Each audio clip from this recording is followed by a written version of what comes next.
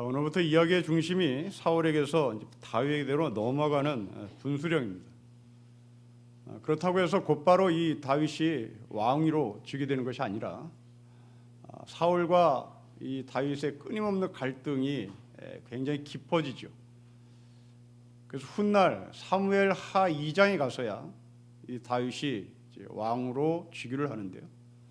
그 사무엘 하 2장까지 가는 동안 사울과 다윗은 끊임없이 갈등하고 서로 증오하고 서로 싸우고 헐뜯습니다.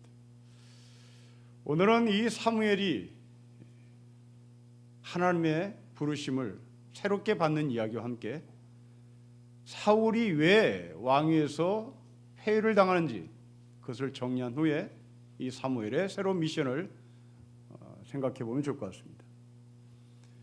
사울이 왕위에서 폐위된 이유는 두 가지입니다. 하나는 블레셋과의 전쟁을 해야 하는 상황에서 사무엘이 와서 제사를 드려야 함에도 불구하고 늦게 도착함으로 말미암아 사울이 제사를 드렸다는 것이 한 가지 이유입니다. 또 하나는 블레셋과의 전쟁에서 승리한 후에 전리품을 다 없애야 함에도 불구하고 사울은 그 전리품의 일부를 챙긴 것이 왕의 자리에서 물러나야 하는 이유였습니다. 우리는 여기서 이제 하나 이해가 안 가는 것이 제사장인 사무엘이 늦게 도착을 했다고 해서 그래서 사울이 제사를 드렸다고 해서 이것이 왜 하나님께 왕의 자리를 뺏기는 왕의 자리를 물러나야 하는 이유가 되느냐 하는 겁니다.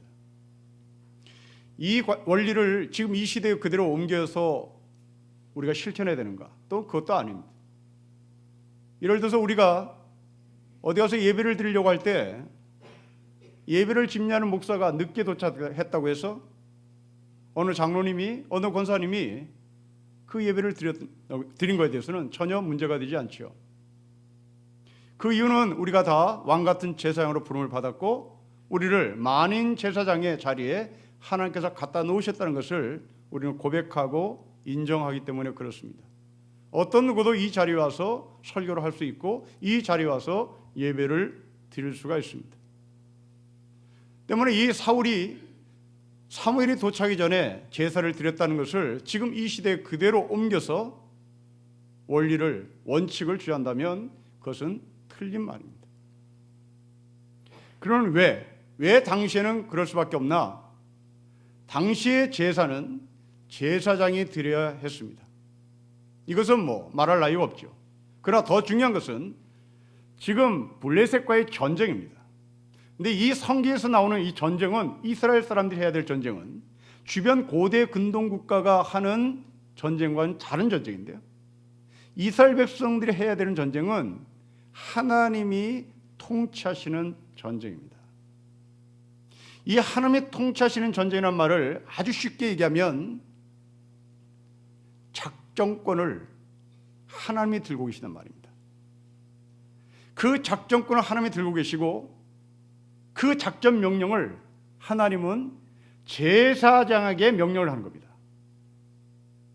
왕에게 명령을 하는 것이 아니라 군대 통수권자가 작전권을 갖고 있는 군대 통수권자가 하나님이신데 그 하나님이 제사장에게 작전 명령을 내리고 그 제사장은 사울에게 그것을 전달함으로 말미암아 사울은 전쟁터에 나가는 것이 하나님께 속한 전쟁의 원리입니다. 이것이 어긋나면 그것은 구테타가 되는 것이고 반역이 되는 겁니다. 요즘 우리는 5.18 민주화 운동 때문에 몸살을 앓고 있습니다. 문민정부가 들어섰을 때 청문회가 있었죠. 그 청문회에 불려나온 사람들 자기네는 발포 명령 한 적이 없다는 겁니다. 이게 국군 당시 겸사령관이 한 말이에요. 우리는 국군 통수권자로 우리는 겸사령관으로서 발포 명령을 내린 적이 없다. 그렇다면 누가 발포 명령을 내렸나? 그들의 말을 그대로 진실 그대로 믿고 따른다면 누군가는 발포 명령을 내린 거죠. 그래서 수많은 사람이 죽은 거죠. 그 사람이 누구인지 드러나면 그 사람은 즉결 사형입니다. 국군 통수권자의 말을 듣지 않고 계엄사령관의 말을 듣지 않고 누군가가 임으로 총을 쏴서 광주의 사람들을 죽였다면 그 사람은 반역자죠. 그 사람은 직결 처분을 당해야 합니다. 무엇으로요? 총으로요. 우리나라는 전쟁을 하면 국군 통수권자가 대통령이지만 작전권은 안타깝게도 우리가 갖고 있지 못합니다. 미국이 우리나라의 전쟁의 작전권을 갖고 있습니다. 미국에서 쏘지 마 그러면 못 쏘는 겁니다. 미국에서 쏴 그러면 쏴야 되는 겁니다. 근데 이 미국의 명령에 따르지 않고 내가 마음대로 총을 쏘거나 내가 마음대로 총을 쏘지 않으면 미국은 우리에게 그 책임을 묻는 겁니다. 이게 사울과 사무엘과 하나님의 관계입니다. 하나님은 오늘 우리의 언어로 얘기하면 미국에 위치해 있는 것이고 오늘 우리의 언어로 얘기하면 5.18 광주민주화운동 때 계엄사령관에 위치해 있었던 사람입니다. 이분의 지시에 의해서 사무엘은 받아야 되고 그 사무엘이 하나님의 지시에 의해서 사울에게 보내면 되는 겁니다. 결국 사울은 하나님을 대신해서 전쟁을 치르는 군인일 뿐이지 더 이상 더 이하도 아닌 겁니다. 우리의 삶이 어떻습니까? 여러분, 우리는 왕 같은 제사장으로서 만인 제사장에 근거해서 어느 누구도 예배를 드리고 제사를 드릴 수 있습니다. 그런데 우리도 놀랍게 사울처럼 선을 넘을 수가 있다는 말입니다. 그 선을 넘는 것이 뭘까? 하나님이 나를 통치하지 않고 하나님이 나를 주관하지 않고 내가 내 마음대로 인생을 살아가면 바로 여러분은 선을 넘는 겁니다. 그 선을 넘으면 하나님은 반드시 우리에게 책임을 묻게 되어 있는 것이죠. 그래서 우리는 하나님을 나의 통수권자, 나의 주관자, 나는 그분의 말씀을 들어야 되는 하늘의 백성입니다. 사울은 철저히 자기 중심적으로 자기가 전쟁을 치루었고 자기가 전쟁을 승리했고 그래서 자기가 승리한 전리품을 가져가도 문제가 없을 것이라는 생각했습니다. 우리의 삶입니다. 여러분들이 지금 직장에서 열심히 일하고 그리고 돈을 벌어오는 이유는 여러분 스스로 한 일이 아니라 하나님께서 여러분을 통치하시고 계시기에 건강을 주셨고 그 건강을 주신 하나님의 은총으로 직장에서 일을 해서 돈을 벌어오는 것이죠. 하나님이 여러분을 통치하시기에 직장에서 일하는 겁니다. 하나님께서 여러분을 통치하시기에 가정에서 자녀들을 양육할 수 있는 것입니다. 하나님께서 나를 버리시면 내 자녀가 어떤 식으로 어긋날지 우리는 모릅니다. 선을 넘지 맙시다. 하나님이 나를 통치한다는 것을 고백합시다. 그리고 내 선을 넘지 않고 하나님께서 통치하신 대로 하나님의 뜻대로 사는 겁니다. 우리는 이 땅에서 내 스스로 인생을 살아가는 존재가 아닙니다. 하나님께 늘 의지하고 그분께 질문하면서 사는 겁니다. 사울은 여기에 실패를 했습니다. 그리고 그 왕의 자리에서 물러날 수밖에 없습니다. 자기 중심적 삶을 사는 사람들, 그들은 하나님께서 책임을 묻는다는 메시지를 우리에게 전하고 있습니다. 사울은 그 왕의 자리에서 내려옵니다. 사무엘은 이로 인하여 굉장히 괴로워합니다. 이때 하나님께서 그만 울라고 말씀하시죠. 여러분 1절 말씀을 우리 같이 볼까요? 1절 읽겠습니다. 시작. 여호와께서 사무엘에게 이르시되 내가 이미 사울을 버려 이스라엘 왕이 되지 못하게 하였거늘 너가 그를 하여 언제까지 슬퍼하겠느냐. 너는 뿔에 기름을 채워 가지고 가라. 내가 너를 베들레헴 사람 이새에게로 보내리니 이는 내가 그의 아들 중에서 한 왕을 보았느니라 하십니다. 여러분 왜 이렇게 오랫동안 우는 것일까? 저는 이 사무엘의 우는 이유를 알 수 있을 것 같습니다. 사무엘은 사울에게 기름을 부었던 사람입니다. 그 기름을 부었다는 것은 요즘 우리의 언어로 얘기하면 사울의 멘토가 사무엘이었단 말입니다. 그런데 이 사울이 딴짓을 합니다. 하나님의 말씀에 어긋난 삶을 삽니다. 사무엘은 속이 찢어졌겠죠. 내 제자 하나를 제대로 키우지 못했습니다. 나에게 맡기진 한 영혼을 올바로 인도하지 못했습니다. 애통하는 것이요, 통곡하는 겁니다. 여러분 자녀들이 잘못되면 여러분들이 통곡하죠. 학교에서 내 제자가 잘못되면 우리가 가슴이 쓰립니다. 교회의 목사는 누군가가 이단으로 빠지면 굉장히 괴롭습니다. 이게 사무엘의 애통하는 모습이겠죠. 그런데 하나님은 이 애통하는 자를 책망하지 않습니다. 오늘 본문의 말씀처럼 다시 채비를 하고 하나님께서 주어진 미션을 수행하라고 권고하고 명령합니다. 그렇습니다. 우리는 비록 실력이 없어서 별 볼 일 없이 한 제자를 실족하게 했으나 애통하는 자는 하나님의 복된 자리에 갈 수 있는 것이죠. 예수님께서 하신 팔복을 기억해 보십시오. 마음이 가난한 자는 복이 있고 그 복 있는 사람은 바로 이어서 애통하는 자리로 갑니다. 이 마음이 가난한 자란 자기가 이 세상에서 어떤 분야에 꽤나 잘 나가는 사람이고 높은 위치에 있다고 생각하는 사람입니다.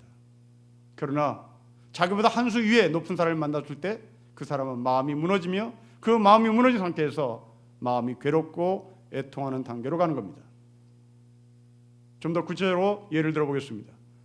여러분들의 얼굴은 여러분 매일매일 거울을 보기에 다른 여러분과 나이가 똑같은 사람보다 좀 더 젊다고 생각하는 것이 인간의 심리랍니다. 바로 그렇습니다. 나는 저 친구보다 좀 더 젊어 보여. 나는 저 친구보다 나이가 좀 더 덜 먹어 보여. 이게 바로 우리가 마음이 가난하지 않은 상태입니다. 그러다가 같은 나이를 먹은 친구가 여러분보다 훨씬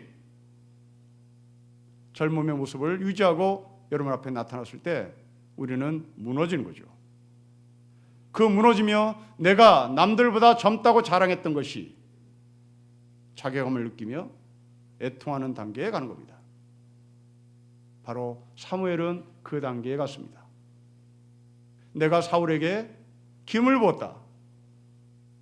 이것이 이 사람의 자랑거리였습니다. 그러나 자기가 기름 부은 사울이 딴짓을 하자 나는 여지껏 뭐 했나? 나는 지금 무슨 짓을 했나? 울 수밖에 없는 것이죠. 장로님 여러분, 권사님 여러분, 구역장 여러분, 내가 뭘 했나? 이런 걸 해본 적이 있습니까? 여러분들은 그런 사람을 가리켜 복된 자에 갈 수 있는 사람인 것을 고백해야 합니다. 나는 잘하는데 당신은 뭐야? 이것은 마음이 가난한 자가 아닙니다. 그 사람은 마음이 부자인 겁니다. 내가 20년 동안 장로 생활했는데, 내가 20년 동안 권사 생활했는데, 내가 20년 동안 구역장 생활했는데 왜 우리 식구들은 이렇게 속을 썩일까? 여러분, 아직까지 애통하는 자리에 가는 복을 누리지 못하는 겁니다. 내가 그토록 했건만 우리 식구들이 성장하지 않는 이유가 뭘까? 그것은 결국 나에게 솟구쳐오르는 그 애통이요 울음 속에서 그 답을 찾아야 할 것입니다. 여러분 자녀들을 위해서 울어보신 적이 있습니까?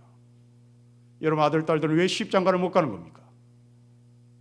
나는 다 온전히 키웠는데 왜 내 아들 놈은 내 딸은 시집을 못 가고 장가를 못 가나? 그렇게 손가락질합니까? 아니면 사무엘처럼 통곡합니까? 왜 내 자식은 직장을 구하지 못하나? 자식에게 손가락질합니까? 아니면 내가 뭘 잘못했길래 애통하고 통곡을 하십니까? 사무엘은 통곡할 줄 아는 사람이었습니다. 이 사람은 하나님께서 복을 내리십니다. 그 복이 무엇인지 봅시다. 여러분 16장 1절을 다시 보십시오. 너는 베들레헴 사람 이세게로 가라고 말합니다. 이것이 하나님께서 사무엘에게 주신 복입니다. 너는 도대체 사울을 어떻게 양육했길래, 사울을 어떻게 멘토 역할을 했길래 사울이 무너졌느냐라고 책망한 것이 아니라 다시 새롭게 체류를 해서 베들레헴에 가서 내가 택한 사람에게 기름을 부으라고 말합니다. 그러면 도대체 이 베들레헴이라는 게 어떤 곳일까가, 이것이 대단히 중요할 겁니다. 사무엘상에 나오는 이 베들레헴을 만나기 전까지 베들레헴을 우리는 두 번 이미 만난 적이 있습니다.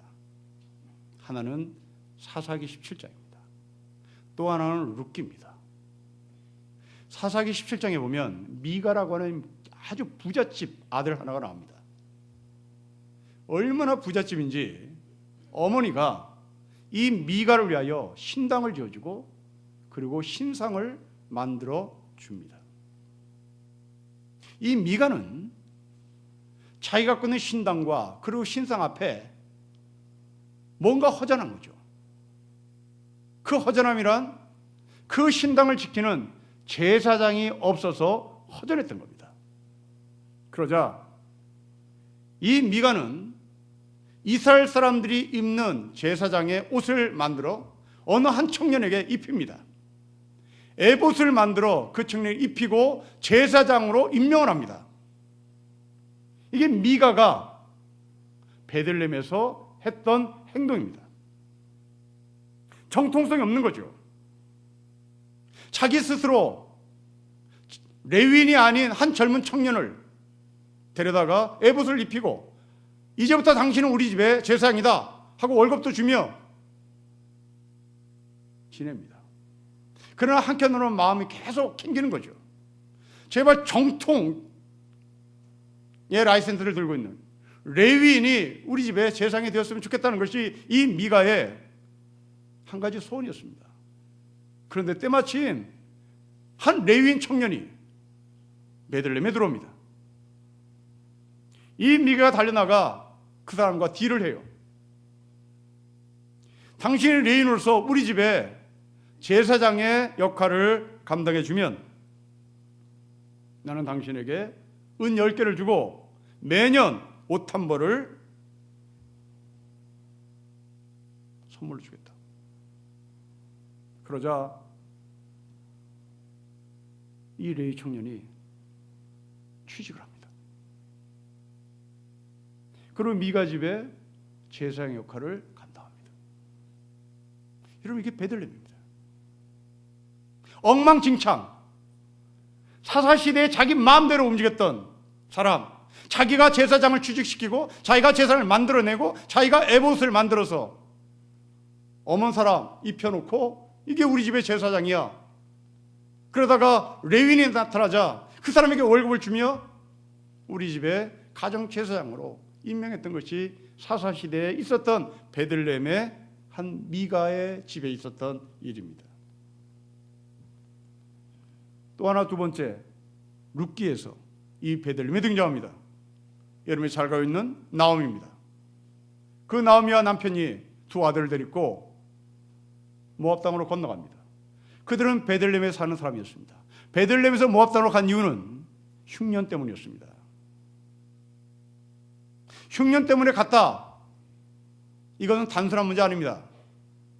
흉년 때문에 모압 땅으로 갔다는 것이 문제입니다. 흉년 때문에 베들레헴을 버리고 모압 땅으로, 이방 땅으로 갔다는 것이 문제인 겁니다.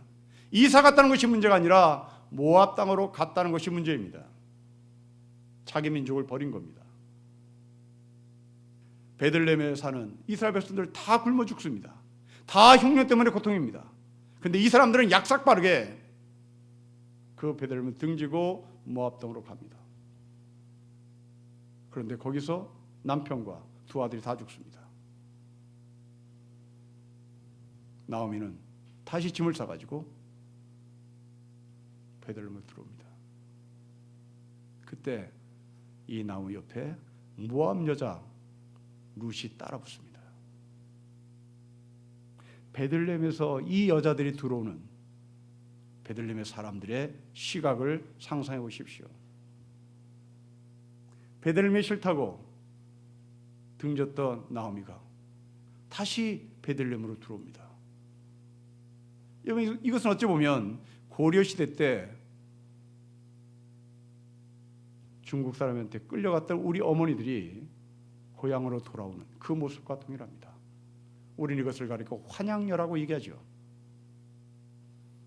그 환양녀, 그것을 아주 쌍스럽게 여라고 붙이지 않고 년이라고 붙입니다. 굉장히 차가운 눈빛으로 나오미를 쳐다봤겠죠. 그런데 그 룻이라는 여자가 베들레헴에 있는 남자와 결혼을 합니다.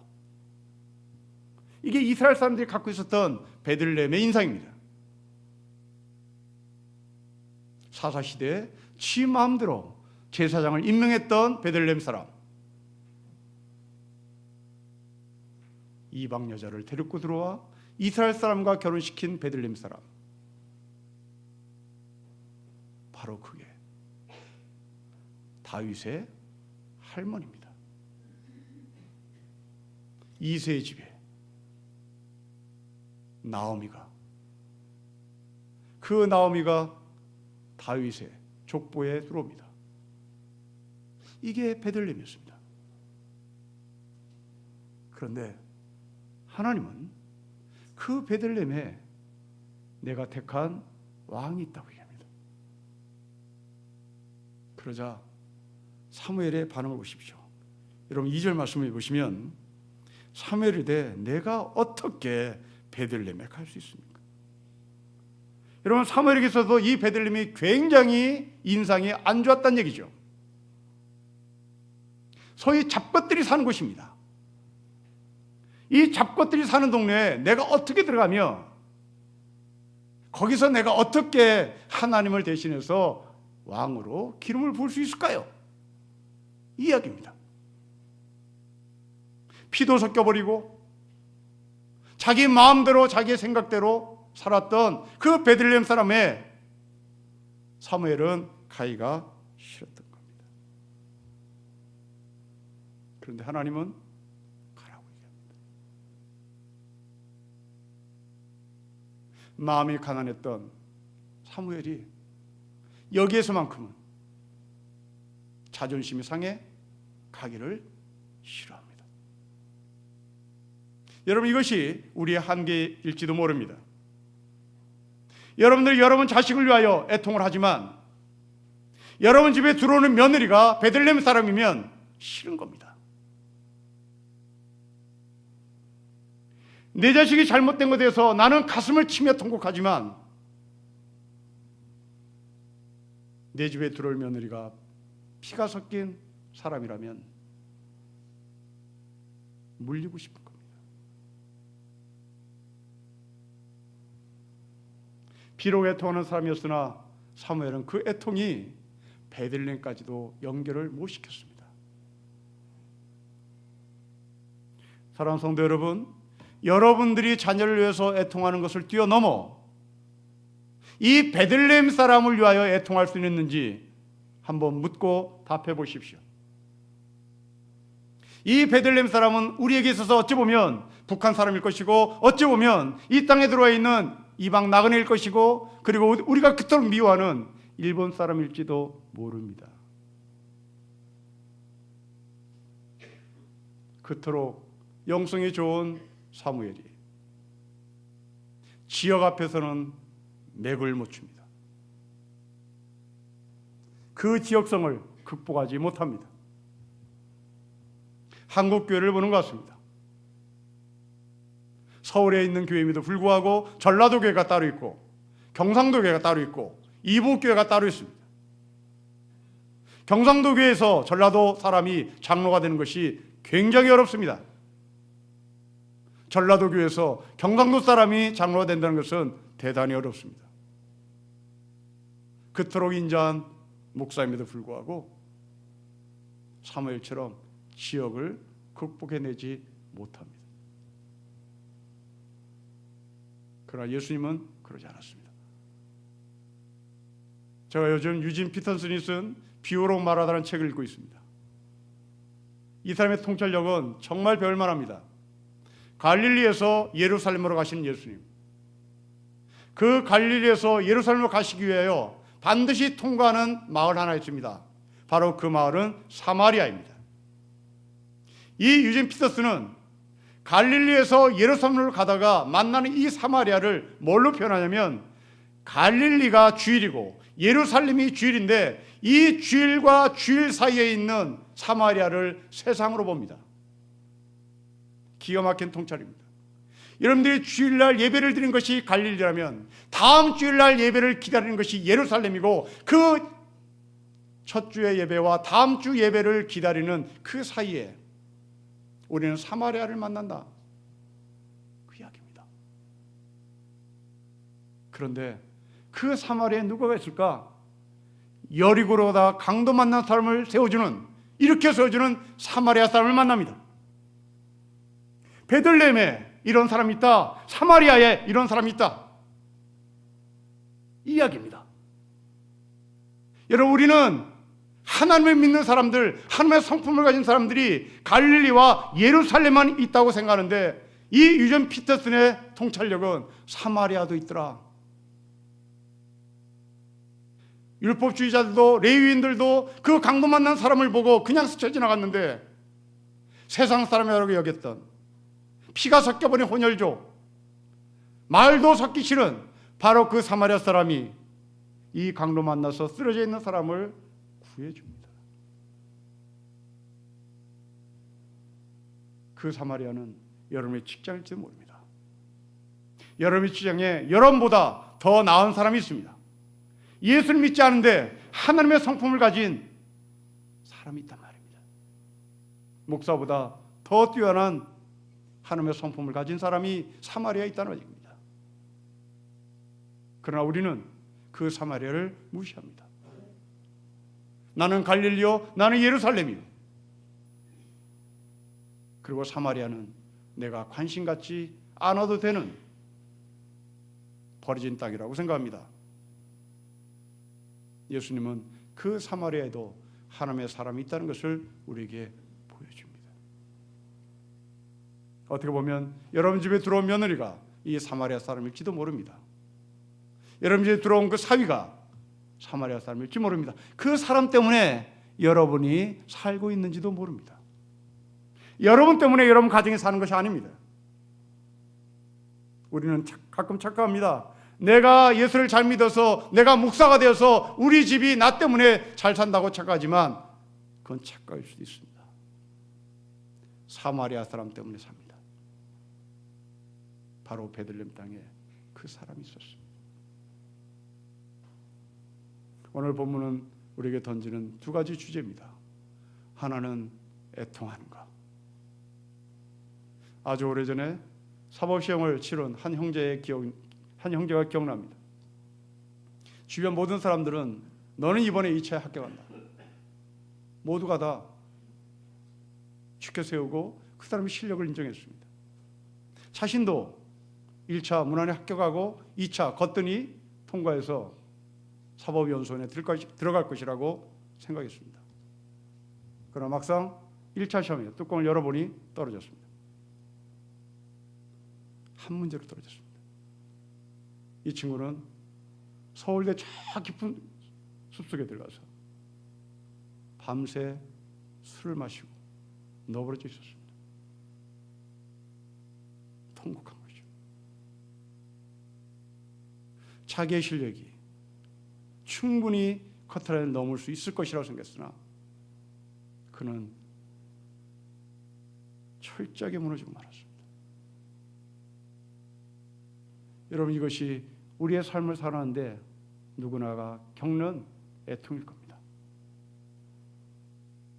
안타깝게도 그 친구는 그 애통이 복 있는 자리로 가는 애통이 아니라 자기를 절망시키는 애통으로 인생을 끝내버렸습니다. 신앙은 울음을 먹고 삽니다. 기도는 웃으면서 사는 사람 아무도 없습니다. 기도는 모두가 애통하면서 삽니다. 그게 복 있는 사람이 해야 할 기도란 말입니다. 사무엘은 그렇게 애통했습니다. 내가 사울 하나를 건사하지 못했고, 내가 사울 하나를 제대로 왕의 역할을 감당하도록 돌보지 못한 아픔이었습니다. 그러나 하나님은 이런 사무엘에게 복 있는 자로 갖다 놓으시고 베들레헴에 가서 왕을 찾으라고 권면합니다. 여러분들의 울음이 무엇입니까? 좌절과 절망으로 인생을 끝나는 울음입니까? 아니면 새로운 미션을 받기 위한 복된 자리로 하나님께서 갖다 놓으시는 애통의 자리입니까? 똑같이 눈물을 흘려도 누구는 인생을 끝내는 눈물이요, 누구는 인생을 복되게 만드는 눈물의 자리로 하나님께서 갖다 놓으시를 경험하는 겁니다. 갈릴리와 예루살렘 사이에 있는 사마리아, 기억하십시다. 우리 잘난 체하지 맙시다. 사마리아에는 나보다 더 훌륭한 사람이 있습니다. 율법학자보다 레인보다 더 훌륭한 사마리아 사람이 강도 만난 사람을 살렸습니다. 베들레헴 갈팡질팡하고 자기 생각대로 살고 피가 섞이고 혼혈족이 넘쳐도 거기에 하나님께서 택하신 하늘의 백성이 있습니다. 그렇다면 우리는 이 신림로 골짜기에서 하늘을 볼 수 있어야 합니다. 이 신림로 골짜기에서 베들레헴의 이세 아들 다윗이 있었던 것처럼 이곳에서 있다는 말입니다. 여러분이 가정의 아들일지 모릅니다. 여러분 가정의 딸일지 모릅니다. 강남으로 가야 내 자식 잘 되는 거 아닙니다. 베들레헴에 있어도 내 자식을 하나님께서 귀하게 쓰실 수 있습니다. 환경을 탓하지 맙시다. 어떠한 환경 속에서도 나를 버리지 않는 하나님을 찾으십시다. 그 하나님은 여러분에게 있어서 아빠입니다. 여러분에게 있어서 아버지입니다. 그분은 우리에게 신이 아닙니다. 그분은 우리에게 하나님이 아닙니다. 그분은 나에게 아버지 되십니다. 아빠가 되십니다. 어떤 누구에게도 이 아빠가 되시는 하나님이 베들레헴에도 계시고 사마리아에도 계시고 여러분 가정에도 있다는 것을 꼭 기억하셔. 여러분 가정에 이런 다윗과 같은 하나님이 쓰시는 귀한 사람이 나오기를 주 이름으로 축복합니다. 기도하겠습니다. 하나님 아버지, 돈이 없어서 울고 건강이 무너져서 울고 내 남편이 실직해서 울고 이렇게 우울해할 이유가 참으로 많으나 아버지, 그 울음 속에 내가 무너진 것 때문에 울어 복된 자리로 가는 그 울음의 자리에 우리가 있기를 원합니다. 돈이 없어 우는 무너짐이 아니라 아버지 하나님께 복을 받기 위하여 애통하는 그 울음으로 하나님께서 우리를 인도하셔서 그곳에서 하늘의 미션을 다시 받을 수 있도록 축복해 주십시오. 우리가 서 있는 그 자리가 별볼 없는 자리요, 사마리아의 자리요, 베들레헴의 자리랄지라도 하나님께서는 약속하신 하늘의 백성이 있음을 믿사오니 예수 믿지 않는 사람 무시하지 말게 하시고 예수 믿는다고 거드름 피지 말게 하시고 바로 그 사마리아에 그 베들레헴에 나보다 뛰어난 사람이 있다는 것을 인정하고 겸손하게 예수를 믿고 따르는 하늘의 백성이 되게 하옵소서. 이 골짜기에서 우리가 하나님을 신으로 모시지 않고 아빠, 아버지라고 믿고 따르게 하시니 정말 감사합니다. 그 아빠 대신 그 아버지 대신 하나님이 내 자녀들 책임질 것을 믿사오니 아버지 동행하여 주시고 지혜와 명철을 더하여 주십시오. 주 예수 그리스도의 이름으로 기도합니다. 아멘.